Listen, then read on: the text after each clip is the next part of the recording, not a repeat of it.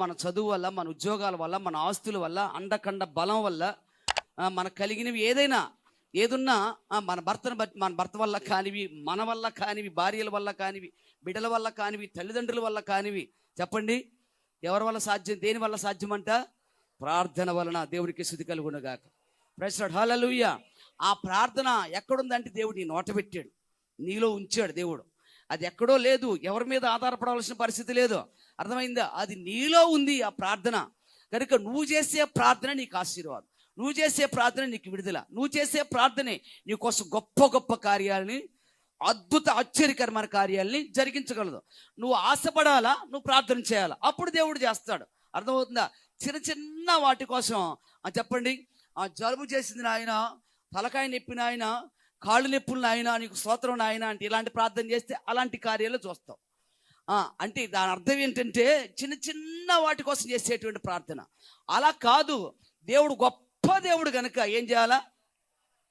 ఇప్పుడు మోదీ గారు వచ్చి నీకేం కావాలో అడుగు, నీకు ఇష్టం అంటే ఏం అడుగుతావు బిడ్డ? నువ్వు ఏం అడుగుతావు? ఒక్క మాట చెప్పండి, మీరేం అడుగుతారు?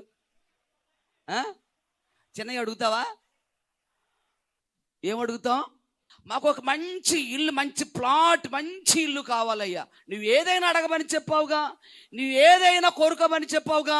అది నాకు ఒక మంచి ఇల్లు కావాలి, మంచి కారు కావాలి, ఒక విలాసవంతమైన జీవితం. పడి ఇప్పుడు వరకు ఎన్నో బాధలు పడ్డాను, ఒక విలాసవంతమైన జీవితం నాకు కావాలి అంటే ఆయన ఇస్తానని చెప్పాడు. కోరుకో అంటే ఆయన ఇవ్వగలడు. ఆయన స్థితి స్టేటస్ ఉన్నాడు, ఆ స్థితి కలిగి ఉన్నాడు కనుక ఆయన నీకు చెప్పాడు కనుక నీకు ఏది కావాలో అడుగు అన్నాడు.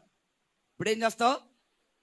ఆయన స్థితిని చూసి ఆయన ఏదైనా చేయగలడు, నీకు ఏది కావాలో అది ఉన్నతంగా అడుగుతావు.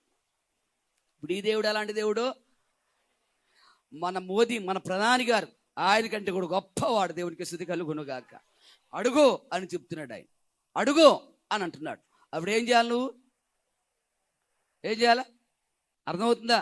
గొప్ప గొప్ప వాటిని, ప్రభువుకి మహిమ కలుగునుగాక, పరసంబంధమైన వాటిని, ఆత్మ సంబంధమైన వాటిని, మన బిడ్డలు కూడా దేవుని చేత ఆశీర్వదించబడాలని, మన బిడ్డలు కూడా దేవుని చేత నిలవాలని ఏం చేస్తాం చెప్పండి? ఉన్నతంగా ఆశపడతాం. దేవునికి మహిమ కలుగునుగాక. ఈ రాజ్యం మాకు అందరూ కూడా కావాలి అని చెప్పి. అయితే ఏం ప్రార్థన చేస్తారు? చిన్న చిన్న వాటి కోసం, సింపుల్ వాటి కోసం. ఏవో అవసరతలు ఉంటాయి, అక్కర్తలు ఉంటాయి, చేసుకోవద్దని చెప్పను. అదిగాడు గోల్. ఏం కావాలి? గురి గమ్యం ఏముండాలి చెప్పండి? ఉన్నతమైన వాటి మీద మనసు పెట్టుకుని ప్రార్థించాలా. దేవునికి స్తుతి కలుగునుగాక.